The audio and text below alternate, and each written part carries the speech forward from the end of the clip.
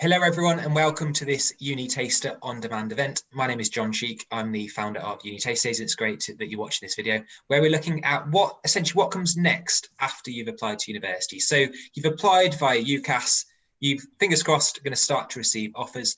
What we're going to cover today is kind of what's next. So how to respond to universities. So responding in terms of your decisions, also perhaps looking at things like accommodation choices as well. I'm absolutely delighted to be joined today by Chris Mullen. Chris is an Education Liaison Officer with Edge Hill University. Chris, I'll pass over to you, please.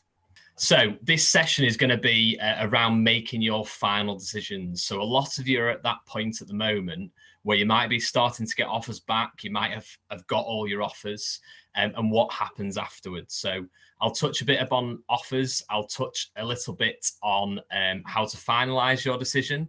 I'll also have a look at how to pick your accommodation and what happens with that, the finer details if you decide to move away from home. I'll also touch upon student finance and how you work to a budget. And I'll also look at the transition to university study and that first week as well. So just before we start, I just wanted to point out where Edge Hill is. So you might have never heard of Edge Hill before. And that's because we're not based in a city. So we're based in a little town called Ormskirk, which is in the northwest of England. So it's about half an hour out from Liverpool. And it's a campus university as well. So this is a picture of what we look like from above. So very picturesque, very green, but everything is on the one site as well. So first up, I'll cover about finalizing your decision or your decision in particular. So at this point is when hopefully you'll be starting to get offers back for your application. Some of you may be at that point now where you've not sent your application off, and the final UCAS deadline is the 15th of January. So it's only next week, okay, when we're recording this in particular, the week beforehand. Now, something worthwhile pointing out is that a couple of universities have already said that they would consider applications after this date. So name a few, Liverpool and Huddersfield in particular. So obviously keep an eye on that because UCAS may change that after the time of this recording. But at the moment, which is the 5th of December, which we're recording it on, it's still the 15th of January application deadline. Now, once you, if you do receive all your offers, so all 5 of your offers, you normally will receive them by very latest the 20th of May. And then you've got until the 10th of June to decide and reply to those offers. Okay, so the final deadline that universities will contact you with their offer or rejection is the 20th of May, so long as you've applied on that 15th of January. So as I say, it's really important to keep up to date with UCAS because some of those dates may change down the line, but that's how they are at the moment. So obviously your UCAS apply will have changed to UCAS track when you've sent it off. And basically you'll get a number of different types of offers back from universities. So you may get unsuccessful. So that means the university has looked at your application and decided not to offer you a place. You may get a conditional offer, which means that the university will accept you as long as you meet certain requirements. And you may also get what's called an unconditional offer, which is quite a modern type of offer that universities make. And that is that you've got a place at that university no matter what in terms of your grades at the end of the year. So one thing to point out with these unconditional offers, do be wary of them, everybody, because absolutely, if it's the place you want to go to, it's a fantastic option. But don't be tempted to take it if it's a place that's not high up on your list, just because it's an unconditional offer. But also, two other reasons are that in the future, some graduate employers, to decide between candidates, are actually looking back at A-level and BTEC results. And what some students do if they get an unconditional offer, think, well, I don't need to try for the next 6 months within school or college because I've got my place secured.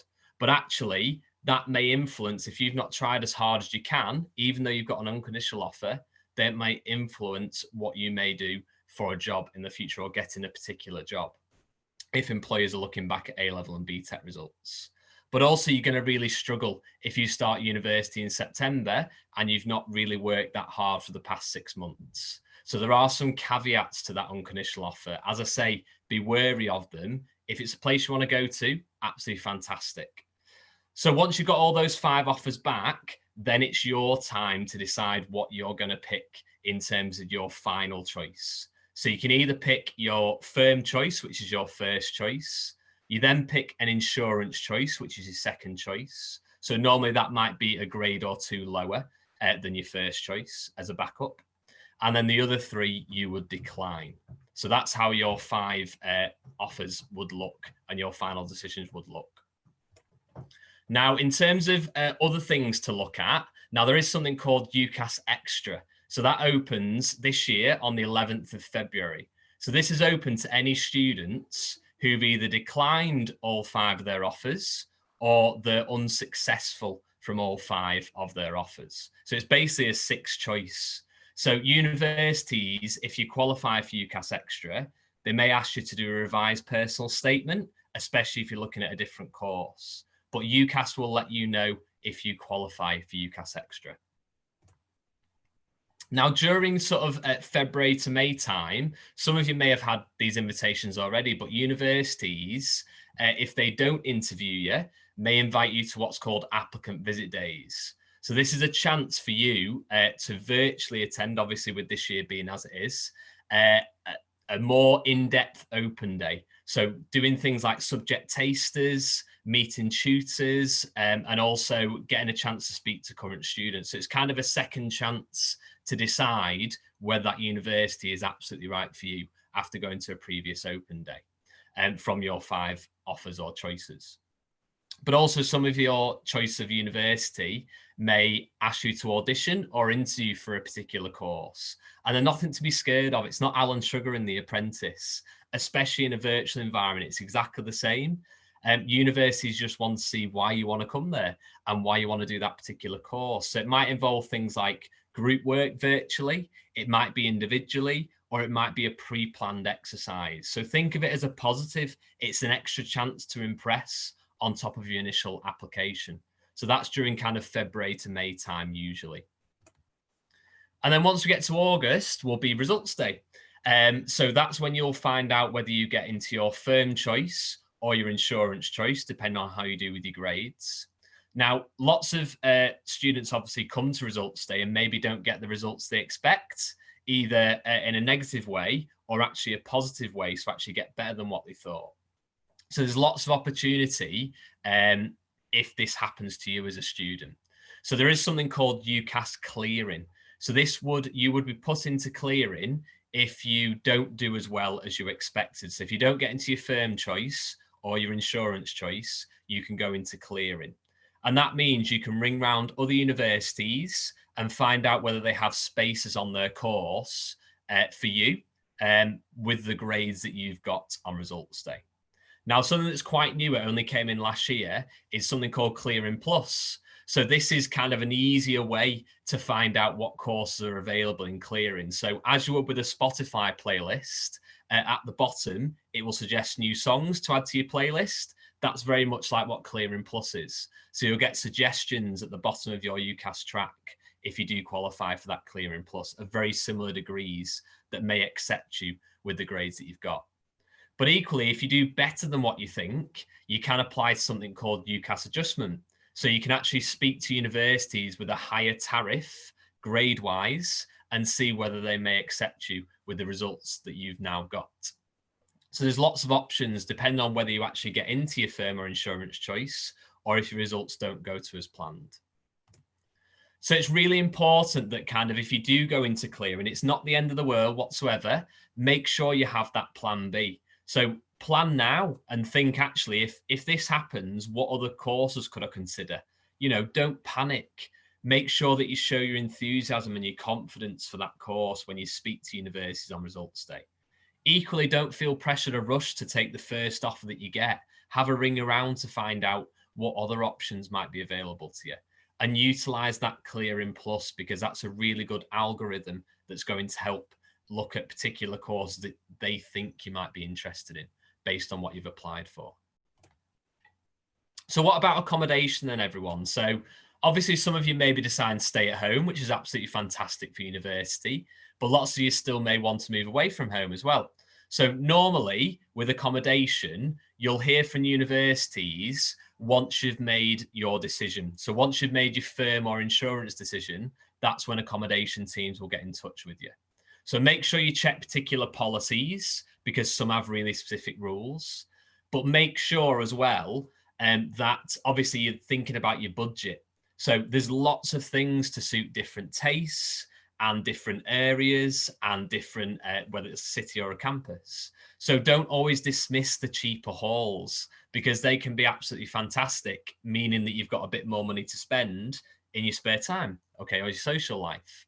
So just make sure that you apply as soon as you can with any accommodation you might be thinking of. But also don't forget to check out the local area as well. So wherever you're deciding to move to. So what are the transport links like? Can you get to and from campus or the city really easily? Can you get home to see friends and your family? What about amenities? So is there shops, supermarkets, banks? What about social life and nightlife as well? But also budget. So what's the rent like in that city or area compared to, say, a smaller town? So make sure you check out all those local areas in tandem with accommodation options as well. Now, before you move in, you normally have to sign what's called a license agreement, and that confirms that you agree to those terms and conditions. You'll have to pay a deposit as well, and sometimes this might be included in your first rent payment. And then you're normally allocated a particular time and date when you can move into your halls. And what's fantastic is every university will offer social media groups, so normally on Facebook, where you can actually join that group before you even move in and get to know the people that are in your flat or your block. So actually you get to meet people and speak to people who you're going to be living with months before it actually happens. So universities will let you know about those social media groups once you know a bit more about accommodation further down the line. Now, just touching upon student finance, this obviously is important to start to put together over the next few months. So it's an online application, as the UCAS application has been, and it normally opens January, February time. So at the moment, we've heard nothing at the time of recording, which is the 5th of December, about when it's going to open. If it's normally January, February time. Make sure you apply as soon as possible as well. So there's a section to fill in for you as a student, and there's also a section to fill in called a supporter, which is normally your parents or guardians based at home.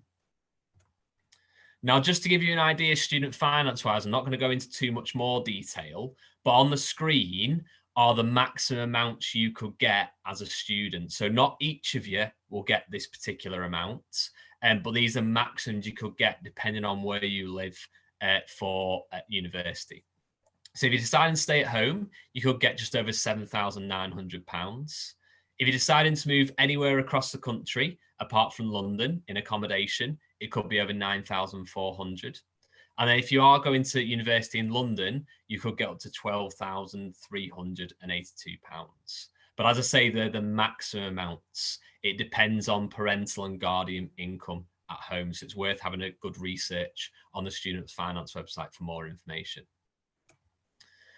Now, also, don't forget to have a look at scholarships and bursaries that universities offer.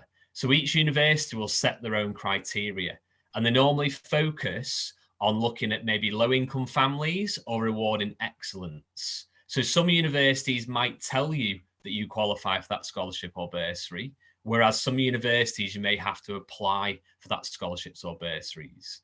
And it might be for things like excelling at sport, doing lots of excellent volunteering, getting really good A-level or BTEC grades, or even something around performing arts, or just from a particular background or particular postcode across the country as well.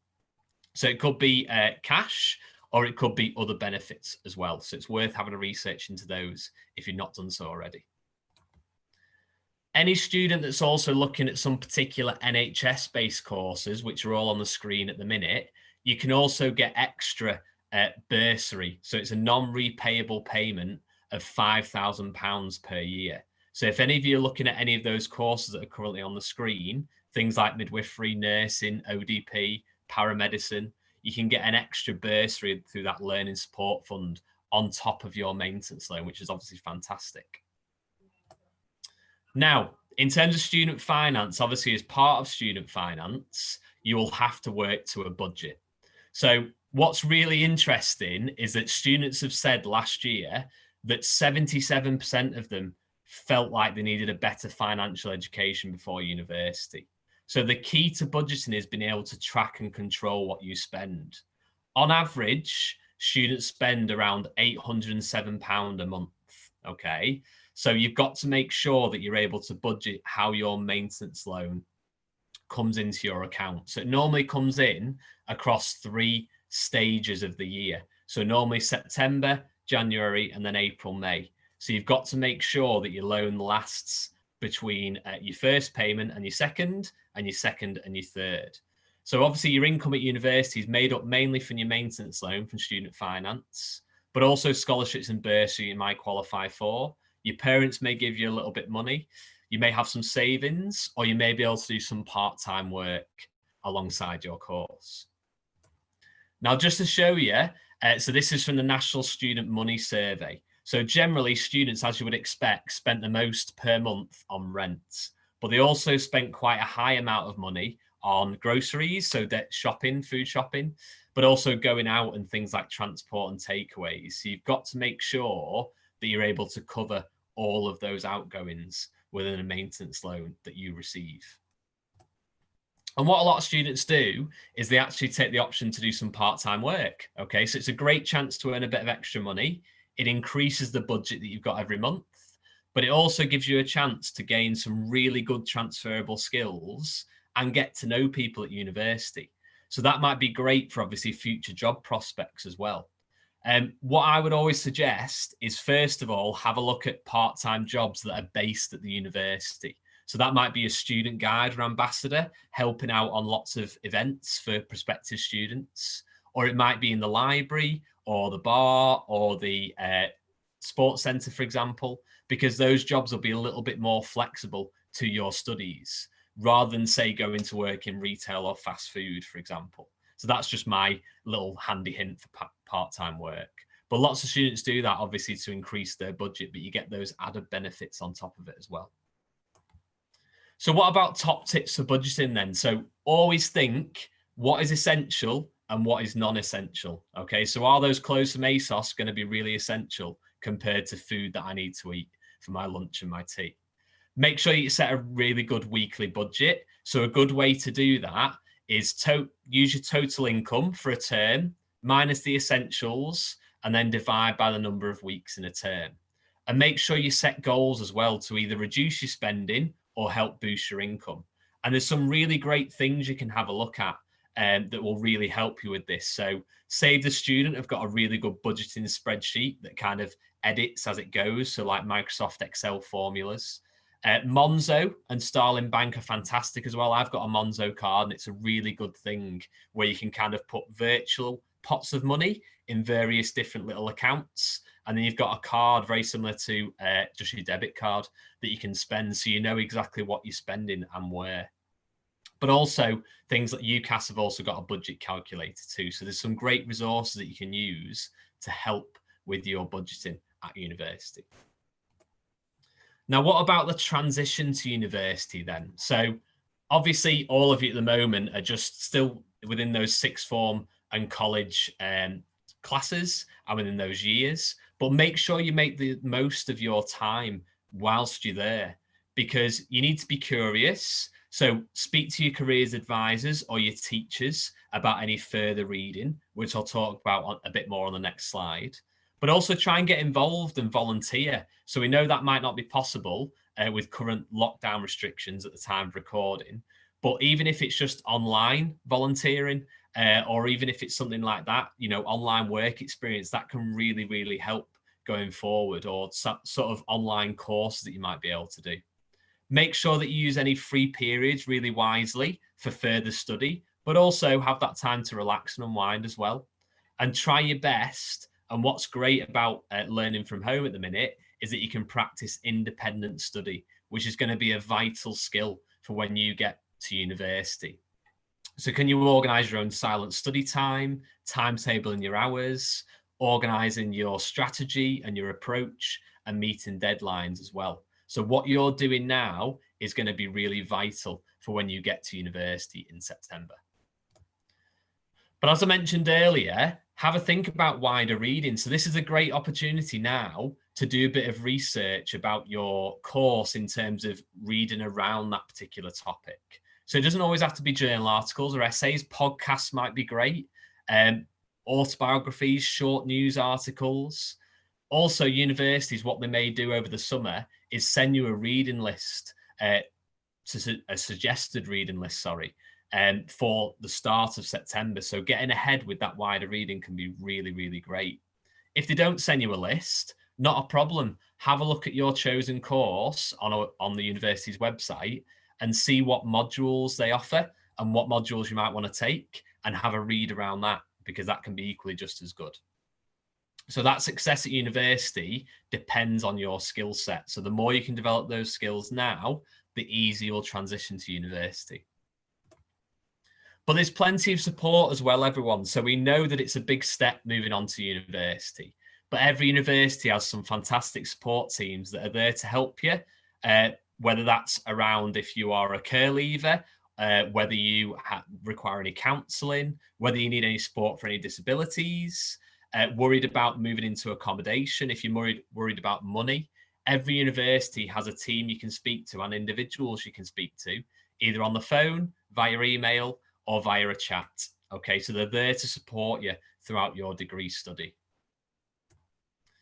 So finally, what about your first week at university, and what should you expect? So the best thing to do is make sure that you check your timetable and your enrolment procedure as to what's going on the first week. And the university will let you know about that as soon as possible once your place is confirmed after results day. The Students' Union, they're a big part of your university life, and they'll run lots of really good activities in that first week. They may also advertise a freshers group on social media. Make sure that you get the official one though, which will always be advertised by the Students' Union. Sign up for a club or a society or a sports team. Great thing to do in your spare time, and great to make friends and make you feel really settled in as well. Get to know your flatmates and your course mates. As part of that week, you'll have kind of on-course inductions and faculty inductions as well. But try and be brave as you can. We absolutely know that it feels overwhelming and pressured. So structure your week as to whatever suits you. Try and get involved as much as you can. But if you do need a bit of quiet time, that's equally just as fine as well. So it's whatever's best suits you as a student and as a person. What about essentials to bring? So lots of people always say to me, what should I be bringing? And whenever I work the welcome day at Chill, I always see people with cars full of loads of different things that they just don't need. So my best top tips are that cases or suitcases are great because you can roll them along the floor and they might be easier to carry. As part of your enrolment process, you need to make sure that you fully complete it. So there might be just one stage, or there might be two stages to that process. Make sure you complete what you need to, otherwise student finance won't release your money for you. So it's really important you do that. Don't go food shopping until you get there. So just bring the staples, pasta, tea, coffee, the essentials, and then you can do your big shop once you get to university. Bring lots of photos or posters as well to make it feel a bit more homely and a bit like to help you feel less homesick as well. And then you might need some particular documents as well. So you may need to bring your student finance confirmation letter or that NHS Learning Support Fund letter if you're on one of those health-based courses, your university confirmation letter, proof of ID, bank details, some spare passport photos can be really handy, and then maybe a CV or references for a part-time job. So they're really the essentials you need to think about for that first week.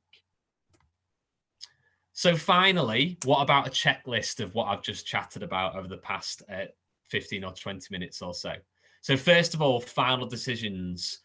Think about where you want to go. So which is your firm choice? Which is your insurance choice? Which tree you'd like to decline? Make sure you take up the opportunity to go to those applicant visit days to further enhance and make sure that you've made the right choice. Have a plan B though for results day if you don't get the results that you expect. Have a think about accommodation. So where would you like to live? Would you like to stay at home or would you like to move out from home? How do you apply? as well. So when will you get that email from universities? As I say, it's normally once you've confirmed your firm and insurance offers. Think about applying for student finance. So make sure you complete all the forms as soon as you can and apply as early as you can. As I say, sixth form and college will let you know as soon as student finance opens, but normally January, February time. Think about your budget. So work out a budget, especially when you're choosing accommodation, what fits into your budget. Think about some of those really useful things that I mentioned, the Monzo card or the Save the Student spreadsheet. That will really help you and really help with your first few months at university. Think about your current study. So what are you learning now? Can you work on your independent study? Can you do a bit of reading over the summer to get you prepped and ready for September? And then also your exciting first week. So what are you going to do in that first week when your timetable comes through, and what should you attend? As I say, don't feel overwhelmed or pressured, but do try and get involved as much as you can, because it will make you feel settled in quicker, but also get you to know lots of different people, which will really help for your first few weeks. And that's it from me, everybody. So I hope you found this particular session useful. If you did want to find out more about Edge Hill, you're more than welcome to have a look on our website, which is currently on the screen. But good luck with your decisions and good luck with starting university in September.